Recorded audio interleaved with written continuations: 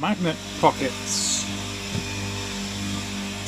So the plate's going to have 25 Sam's granite cobalt magnets,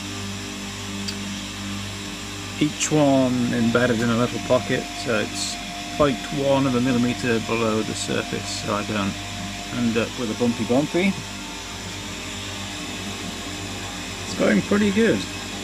It's a single flute 4mm DLC carbide end mill running at that fast. It's just about 5,000 RPM at about 300 millimeters a minute. You can see the program and all the Gugar. Very good if they fit.